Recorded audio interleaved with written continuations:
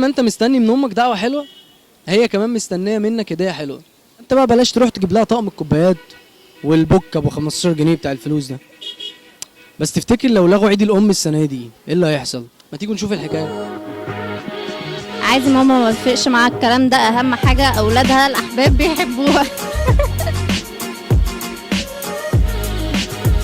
الو السلام عليكم.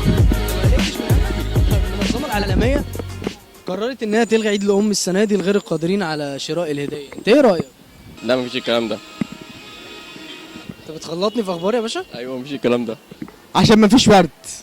مفيش ايه؟ ورد. الورد قل في العالم، فلغوا بقى البتاع. شوف ايه يا ابني اللي انت بتقوله ده؟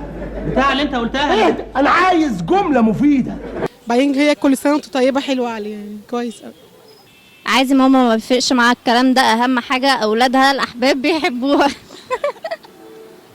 والله انا شايف ان يعني الموضوع كبير، يعني الموضوع كبير ومش محتاج اي عيد ام ولا مش عيد ام.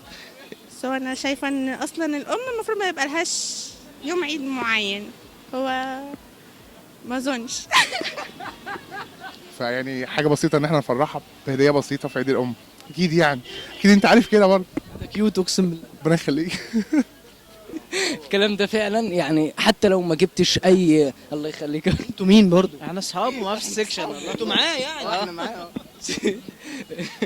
انما والله فعلا هي الام بدون اي هديه، يعني هي كفايه مجهودها، ومش هنقدر نذكر اي حاجه، لو ذكرنا دلوقتي فمش هنذكر واحنا قد كده. ده ابني اللي واقف هنا ما شاء الله. وانا قلت بدعه وكل قلت اصلا وكل ضلالتهم في النار عشان عيد الام. طب افرض لغوا الفالنتاين؟ انا اصلا مش انا سنجل اصلا. قالوا زمان دنيا دنيا غرورة. بمناسبة اولادها الاحباب، تقدري تكلمي لي والدتك دلوقتي؟ دلوقتي لو لغوا عيد الام بالنسبه لك هيبقى فيها مشكله؟ ليه بقى؟ عادي يعني. عادي ليه؟ انا بقول لهم انا كل يوم في حياتي عيد ام يعني، بس هم مش مصدقيني، بيقولوا لي الكلام ده تقوله لصاحبتك ما تقولوش لمامتك. لا عادي قول لهم عادي، بس هو يعني ممكن اقدم لها هديه قبلها بعدها، مش شرط نفس اليوم يعني. محمود جايب لي فتره، جايب لي شبحه، بيجيب لي على هدايا. جايب لك ايه؟ شبحه سبح بيها، شبحه يا حبيبي. سمحه شوف. عشان كده هو عادي بالنسبه له ان هو يتلغي عيد الام. ماشي يا ماما، شكرا، ربنا يخليكي والله. ربنا انت بتقفي وش امك؟ لا مش مستنيه منها حاجه خالص. ده هي ما بتجيبلكيش اصلا حاجه؟ ايه لا بتكفي.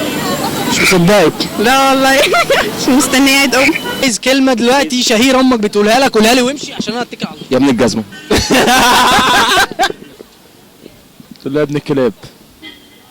زي ما هي بتقول لي ايه، قوم ذاكر يا فاشل. دي الكلمه السين بتاعنا.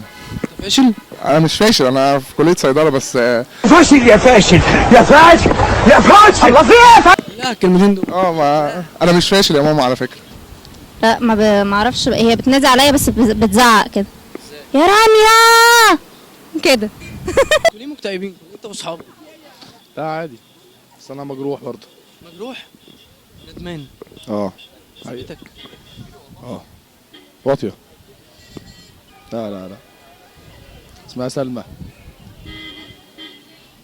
احكي لي. لا والله احكي لي يا كده. كان اخر حوار كان في فالنتاين، ما جبتش هديه لان كنت مجروح برضه، بس ما كانش قوي. فايه اتكلمنا عادي، بعد كده دخلت عليا. دخلت عليك فين؟ في الشات.